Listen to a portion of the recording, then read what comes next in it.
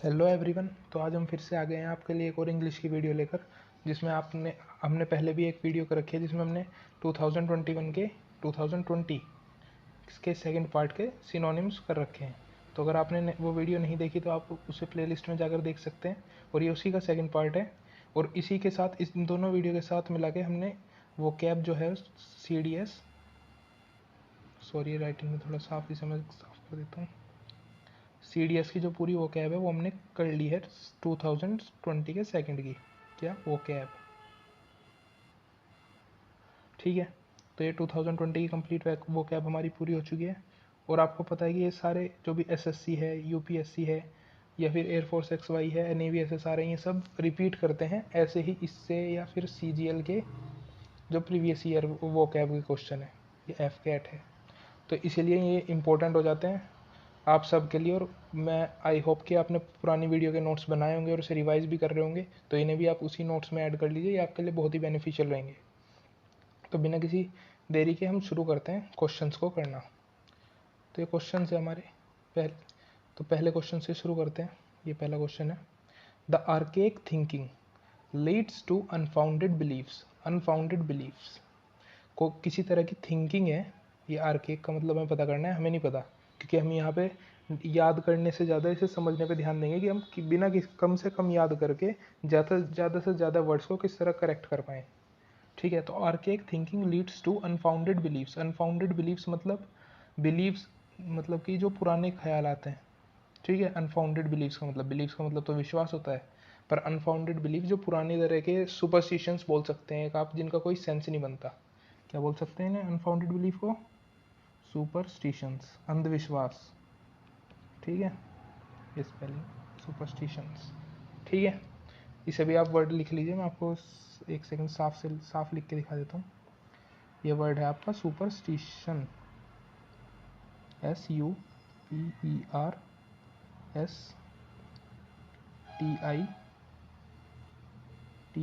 एक और ON, superstition.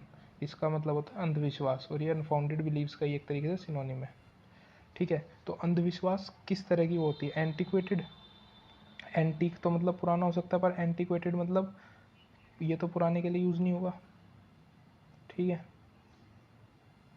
एंटिक्वेटेड मतलब जो किसी नॉन लिविंग थिंग के बारे में बिलीफ नहीं होगा यहाँ पे। नॉन लिविंग थिंग जैसे कि कोई आपका मूर्ति वगैरह है, कोई घर है, एंटिक्वेटेड वो बहुत पुराना हो सकता है, हो चुका है, बियॉन्ड द टाइम्स, टाइम के परे। तो ऐसे तो कोई वर्ड का थिंकिंग के लिए यूज़ नहीं होगा। अब आउटमोडेड, आउटमोडेड होता है जो पुरानी हो चुकी होती है, तो ये इसका सिनोनिम हो सकता है, ये इसका सिनोनिम हो सकता है, ये तो नहीं होगा। पर हमें क्या बताना है, ये क्लास की चीज़ की एंटोनिम्स की। तो ये दोनों तो सिनोनिम है चीज़ के, तो ये तो होगी नहीं। आउटमोडेड हो गया, इसे ही हम एक और वर्ड लिख सकते हैं, क्या? आउटडेटेड, ठीक है। इसे ही हम लिख सकते हैं आउटडेटेड। ये वर्ड भी इसी के लिए हो सकता है, आउटमोडेड के लिए। एंटीक, एंटीक का मतलब पुराना, लोगों को एंटीक सामान इकट्ठे करने की आदत होती है घर वगैरह की, तो इसका एक ही सिनोनिम बचता है, क्या? मॉडर्न। तो आर्केक का मतलब क्या हो गया? पुरानी थिंकिंग, जो टाइम जा चुका, ठीक है। तो ये क्वेश्चन ईजी था, अगर आप सिंपल सा अपना लॉजिक भी यूज़ कर देते तो भी आपको समझ में आ जाता। ऐसे ही करना है हमें, हमें नहीं याद करनी पूरी की पूरी डिक्शनरी एक दिन में, ठीक है। अगला क्वेश्चन देखते हैं। Police had to resort. Resort का मतलब होता है चारा, एक तरीके से बोलते हैं ना, आखिरी चारा बचा था मेरे पास। To tear gas to diffuse tension among the crowd. अगर आपने फिजिक्स पढ़ी है तो उसमें एक वर्ड यूज होता है डिफ्यूजन, उसका मतलब होता है फैलाना, वो डिफ्यूज यही है। तो उसी का मतलब होता है स्कैटर, डिस्पर्स। तो ये सब क्या हो गए? सिनोनिम्स हो गए डिफ्यूजन की। स्ट्रू, ठीक है, स्ट्रू का मतलब है बड़ा करना। तो अब बचा क्या? कंसंट्रेट। कंसंट्रेट क्या है? अब कंसंट्रेट है जैसे ये यहाँ पे फैला हुआ है सारा सामान, इसे इकट्ठा करके यहाँ पे लाना, एक जगह पे इकट्ठा करना। तो कंसंट्रेट मतलब इकट्ठा करना, और डिफ्यूजन मतलब डिस्पर्स या स्कैटर। यहाँ आप लिख लीजिए डिफ्यूजन के सिनोनिम्स हैं, स्कैटर्स का, डिस्पर्स, स्ट्रू, और कंसंट्रेट उसका एंटोनिम है, फैलाना का इकट्ठा, इकट्ठा करना उल्टा, ठीक है। ये भी समझ में आ गया, इसमें भी आप सीधा वो लगा सकते थे अपना लॉजिक। अब ये हो गया हमारा तीसरा क्वेश्चन यहाँ से, ठीक है। अनरेस्ट, अनरेस्ट रेस्ट का पता है सबको, अनरेस्ट मतलब जो रेस्टलेस है, रेस्टलेस बता सकते हैं, ठीक है। तो अब इसका अपोजिट बनाना है, टर्बुलेंस। शांत का उल्टा ही टर्बुलेंस होता है। टर्बुलेंस मतलब जैसे पानी में आपने पत्थर फेंका तो पानी में एकदम से वो हो जाता है, हलचल मच जाती है, वो होती है टर्बुलेंस। या आपने कभी कोई मूवी वगैरह में या प्लेन में बैठा होगा, इसमें भी देखता है कि प्लेन में भी टर्बुलेंस आता है, ठीक है। एप्रीहेंशन होता है किसी को कैद करना, तो ये तो नहीं होगा। एप्रीहेंशन आप लिख सकते हैं किसी को कन्विक्ट। एप्रीहेंशन का एक सिनोनिम होता है, मैं लिख देता हूँ यहाँ पे, आप नोट कर लीजिएगा, कन्विक्ट। एप्रीहेंड का मतलब होता है कन्विक्ट, मतलब कि किसी को जेल में बंद करना या कैद करना किसी तरीके से, ठीक है।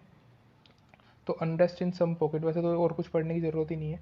अनईज का मतलब भी अशांत, जो ईजी नहीं है, ईज का मतलब है एट, आराम से, आराम से नहीं है, मतलब जो परेशान है, परेशान है मतलब वो टर्बुलेंस में है या अनरेस्ट में है, ठीक है। तो बचा क्या, एक ही ऑप्शन बचता है हमारे पास, क्या, काम। काम का मतलब है शांत, ठीक है। तो ये भी सिंपल था। पीस एंड ट्रैंक्विलिटी, अब पीस के साथ किस चीज़ की बात होगी। वैसे तो आपको अगर दो ऑप्शन, अगर आप एंटोनिम्स कर रहे हो तो मैं आपको एक सजेशन दूंगा। एंटोनिम्स में सबसे पहले अगर आपको वर्ड समझ में नहीं आ रहा है तो ऑप्शन पे जाओ, ऑप्शन में ढूंढो कि कम से कम दो ऑप्शन तो एक ही वर्ड के सिनोनिम्स होंगे, ठीक है। जैसे अभी आपको मैं दिखाऊं, ये है टर्बुलेंस और अनईज, ये दोनों सिनोनिम्स हैं। पीछे जाएं, डिस्पर्स, स्कैटर, स्ट्रू, तो तीनों ही सिनोनिम्स हैं। एंटीक, आउटमोडेड, तो ये भी दोनों सिनोनिम्स हैं। तो इस तरीके से दो सिनोनिम तो मिलेंगे ही मिलेंगे। तो उससे आपको दो ऑप्शन एलिमिनेट करने में बहुत ज़्यादा आसानी होगी। बाकी दो में आपको थोड़ा रिस्क लेना पड़ सकता है। तो इसमें देखते हैं, peace and tranquillity are instrument. Peace, peace तो शांति है, और ट्रैंक्विलिटी भी कोई चीज़ है जिसके बारे में शायद हमें नहीं पता। तो ये कोई ऐसे इंस्ट्रूमेंट है जो डेवलपमेंट ऑफ सोसाइटी को, सोसाइटी के अपलिफ्टमेंट को बूस्ट कर देंगे। बूस्ट का मतलब है स्पीड बढ़ा देंगे, बहुत तेज़ स्पीड से चला देंगे डेवलपमेंट को, ठीक है। तो इसका मतलब क्या हो सकता है, ट्रैंक्विलिटी पीस से ही रिलेटेड होगा जब साथ साथ लिखे हुए वर्ड, ठीक है। तो सेरेन क्या होता है, ये लिख लीजिए आप, ये भी होता है पीस या शांति या काम, क्वाइट, ये सब इसके सिनोनिम्स हैं, ठीक है। ये ई है, ठीक है। सेरेन, और ये काम भी यही है। साउंड का मतलब आवाज़ है, पर इसका यहाँ पे कोई सेंस नहीं बन रहा, तो अप्रोर यही तो बनेगा फिर। अप्रोर का मतलब है बहुत तेज़ी से चिल्लाना। तो इसका आंसर क्या है, मैं लिख के दिखा देता हूँ आपको, अप्रोर, ठीक है। ये भी बात समझ में आ गई। अगला क्वेश्चन पे चलते हैं। Barring a decision of such dispute, कुछ डिस्प्यूट के डिसीजन की बात कर रहे हैं। Other matter relating to the election of president and, सबसे पहले इसे भी छोड़ दो। ये देखो, एक्सेप्टिंग, एक्स और एक्सक्लूडिंग। एक्सेप्टिंग का मतलब भी एक्सेप्ट हिम मतलब छोड़ना, किसी चीज़ को लीव करना, और एक्सक्लूड का मतलब भी उसे बाहर निकालना, ठीक है। विदाउट का मतलब भी कुछ कुछ उसके बिना ही है।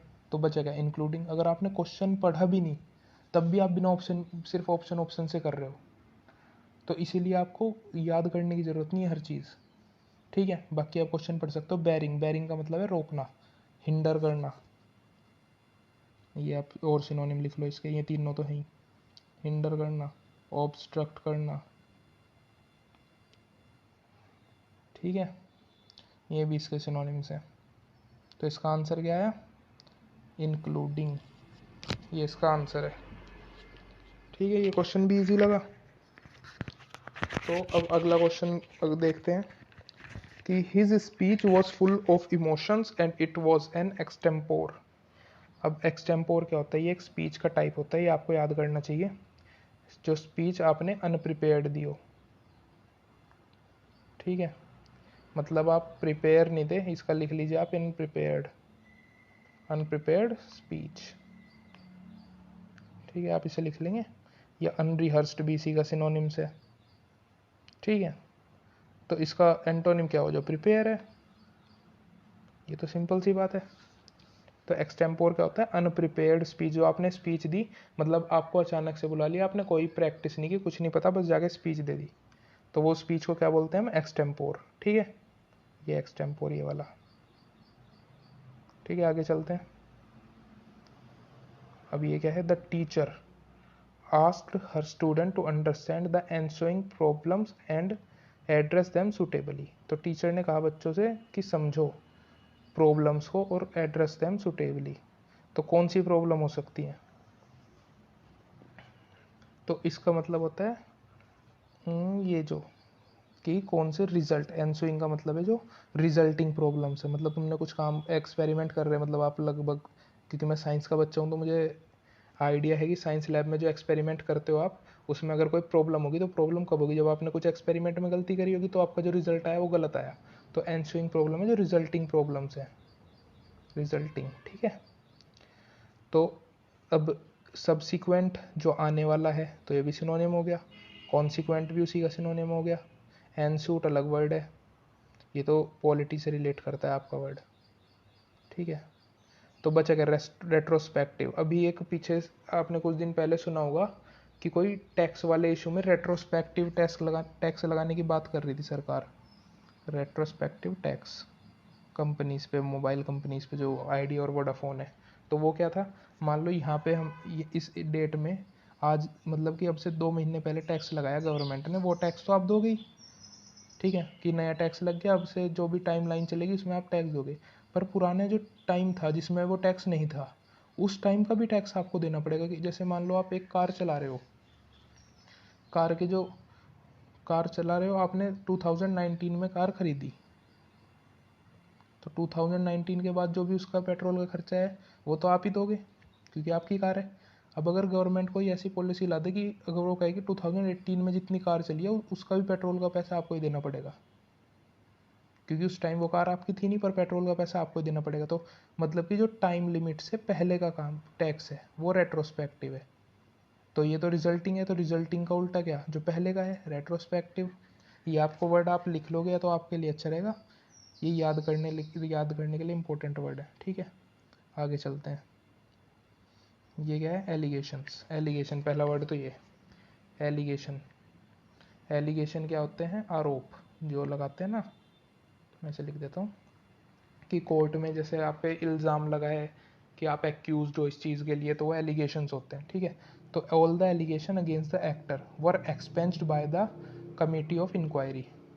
अब देखो, तो इसमें दो काम हो सकते हैं कि एलिगेशन जितने भी थे वो कहीं आपको ऐसा लग रहा है एक्सपेल्ड, वर्ड सुना हुआ, एक्सपेल्ड नहीं सुना तो मैं बता देता हूँ, सुन लो।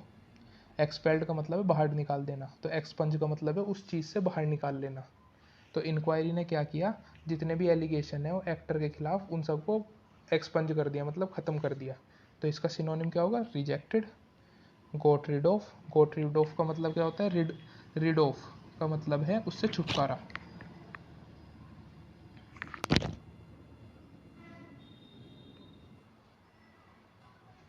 ठीक है, तो ये इसके सिनोनिम्स हो गए हैं। तो ये छुटकारा पाने वाला, ये आप लिख लो, रिड ऑफ का मतलब है उससे छुटकारा पाना। ठीक है, और रिजेक्टेड का मतलब भी वही है, उसे रिजेक्ट कर देना एक तरीके से। तो इसका आंसर क्या हो गया, एक्सेप्टेड, ओ सॉरी, एक्सेप्ट कर देना। ठीक है, ये भी बात सही है। अगला देखते हैं। His relatives dissuade him from giving up job. पहले तो ये देख लो, DIS एंडिंग वर्ड्स जितने भी हैं वो क्या होते हैं, नेगेटिव वर्ड्स। नेगेटिव मतलब नेगेटिव क्वालिटीज, उल्टे शब्द होते हैं। जैसे डिस्करेज्ड, सिनोनिम जो साफ दिख रहा है, डिस्करेज, एन इसका अपोजिट होता है एनकरेज, साहस बढ़ाना। और ये नेगेटिव वर्ड है, साहस घटाना। ठीक है, परसुएड डिसुएड का अपोजिट है बिल्कुल। ठीक है, और बस यही आंसर होगा, मतलब कि उसे एनकरेज करा गया। परसुएड का मतलब होता है एनकरेज, और डिसुएड का मतलब है डिसएनकरेज, एडवाइस अगेंस्ट, उसके अगेंस्ट में एडवाइस दी। ठीक है, डेटर का मतलब होता है चेंज करना, आप लिख सकते हो। परसुएड का मतलब एनकरेज करना, डिसुएड, डिस्करेज, एडवाइस अगेंस्ट, ये सब सिनोनिम है। डेटर का मतलब है चेंज करना। He is one of the confidants of the leader. Confidant का मतलब है जिसपे बंदे को विश्वास हो, कॉन्फिडेंस से बना हुआ वर्ड है। And can influence the decision of government, तो क्या हो गया, क्लोज फ्रेंड। ठीक है, यही तो होगा, और कोई बचा थोड़ी, अपोनेंट तो नहीं होगा, कॉन्फिडेंट। ठीक है, इंटीमेट, इंटीमेट क्या होता है, जो मतलब आपका पर्सनल हो, तो पर्सनल तो है नहीं। कलीग जो आपके साथ काम करता हो, तो लीडर के साथ काम करने का क्या मतलब है, तो क्लोज फ्रेंड। ठीक है, यहाँ तक समझ में आया।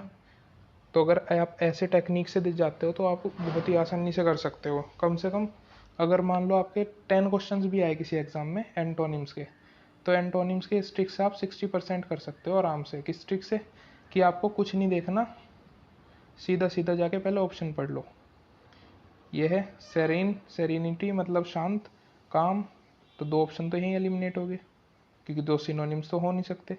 अब आवाज़, आवाज़ का क्या मतलब है, ट्रैंक, पीस और ट्रैंकुलिटी तो अप्रोवर। ऐसे ही टर्बुलेंस और अनरीज, अनीज अपने आप खत्म हो गए। एप्रीहेंशन मतलब पकड़ना, और काम मतलब शांत। अब देखो ये क्या है, अनरेस्ट, अनरेस्ट का मतलब है रेस्ट नहीं है, रेस्टलेस, इसको आप बोल सकते हो रेस्ट लेस, तो ये काम है। ऐसे आप सिंपल कर सकते हो बहुत ही आसानी से। ठीक है, तो ये सारे क्वेश्चन थे आपके 2020 के। तो आपका लगभग 2020 की सारी वोकैब खत्म हो गई। अब ऐसी एक वीडियो में एरर की 2020 की सेकंड वाले की ऐसी एक वीडियो में एरर के लिए भी ले आऊँगा। तो आपकी लगभग आपका जो CDS का एग्ज़ाम है इसी तरीके से हम ख़त्म करते चलेंगे धीरे धीरे। छोटी छोटी वीडियो बनाएंगे, ज़्यादा बड़ी दो दो एक एक डेढ़ डेढ़ घंटे की वीडियो में नहीं बनानी है। उससे क्योंकि ना आप लोग लंबे समय तक कंसंट्रेट होकर पढ़ पाते हैं, और ना ही मैं पढ़ा पाऊँगा। धीरे धीरे हाँ हो सकता है कि हम लाइव वीडियोज़ में चले जाएँ, तब हम ये सब सोचें, पर अभी छोटी छोटी वीडियो से ही हम काम चलाएंगे। तो इसलिए अगर आपको वीडियो पसंद आई है तो लाइक कीजिए, शेयर कीजिए और कमेंट कीजिए, और चैनल को सब्सक्राइब कर लीजिए। सो ऑल द बेस्ट, आप अपनी पढ़ाई पे ध्यान दीजिए। Thank you.